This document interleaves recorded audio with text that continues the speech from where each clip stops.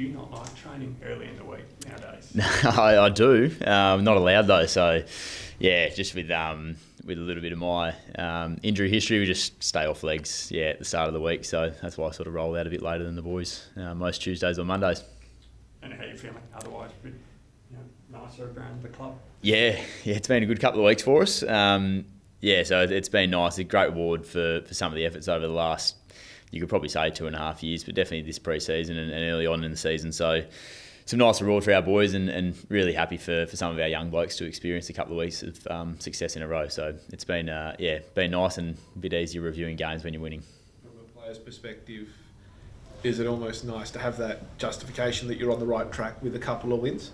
Yeah, there's no doubt that, what we're producing now is great evidence of what we are doing is working. And I think the challenge now is to sustain this for as long as we can, and obviously that's the rest of the season. So I think the way that we're playing will have us in every game that we play in. So if we can keep up with that, we'll be in the games, we'll be really competitive. We're going to have our ups and downs still, as every team will across the season, but certainly the way that we're playing, it feels sustainable, and we've got some good players playing really well. But I think as a collective, we're on a much better in a much better space than what we have been previously. What's been the biggest change in the way you're playing? You mentioned there the way we're playing can sustain itself. What is that change for you personally? To be honest, it's a little bit corny, but it's probably the connection across the whole group. I mean, we've had limited availability over the last couple of years, and to have a decent squad now to pick from, and we're getting some games together, and we're playing together for a lot longer, and we've got blokes playing the same roles week after week as well. So there's that connection piece that everyone's just starting to figure out a little bit about how each other operate, and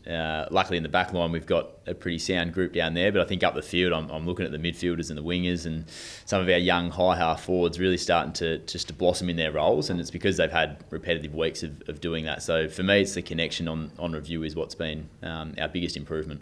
There's been a bit of commentary, I guess, throughout the week that Harley Reid is sort of like the firecracker, the energy that's getting you guys going. Do you feel that as a player? Is he lifting spirits, lifting the group and helping you get the win?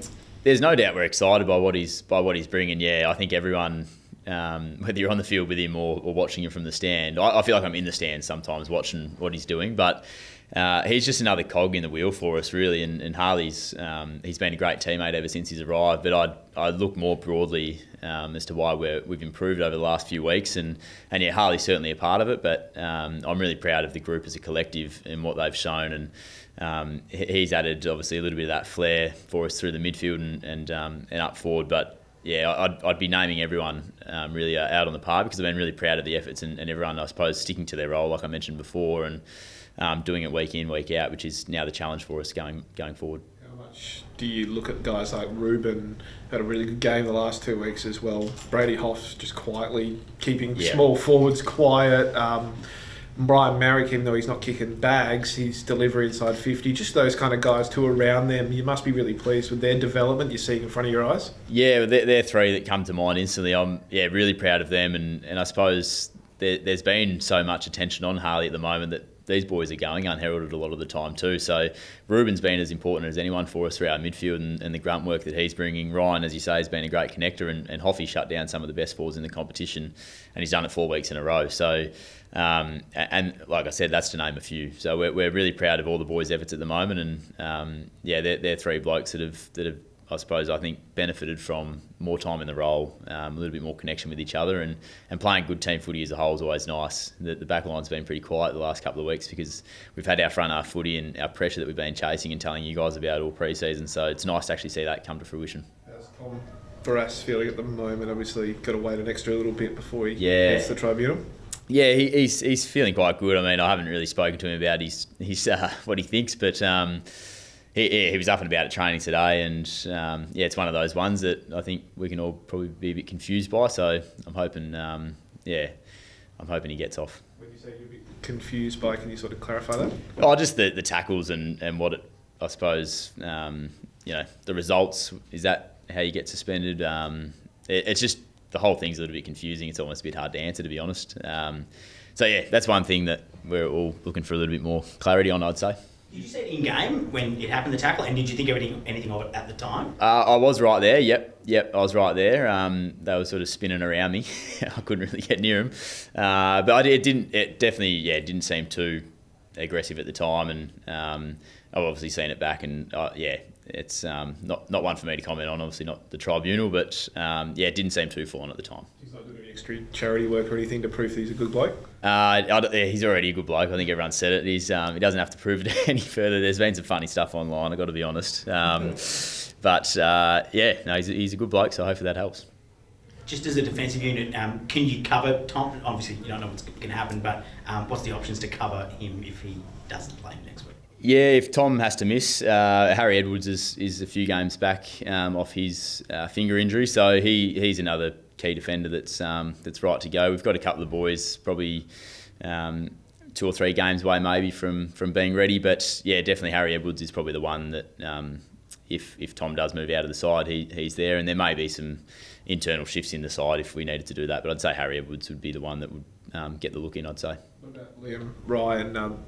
Might return this week, might go to halfback, might play forward. How have you seen that as a guy who's played across halfback and in defence? Are you excited by the prospect he could be streaming alongside you? Yeah, I mean, any chance to play with Fine wherever it is always fun. He's two games in. I haven't seen much footage of the weekend and how the boys went, but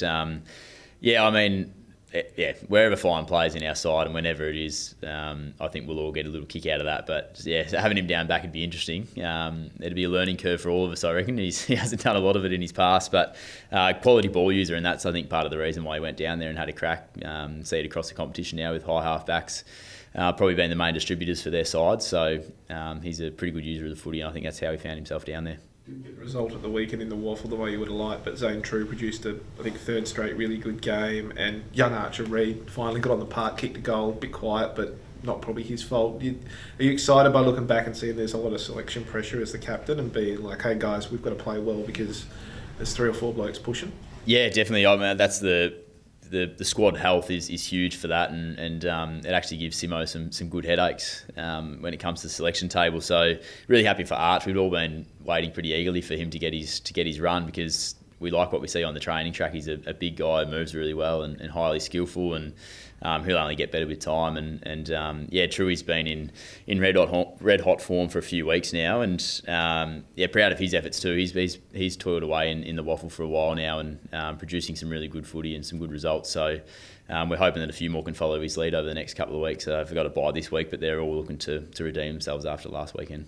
You had a contract at the end of the year. Do you have any doubts about where you might be playing next season?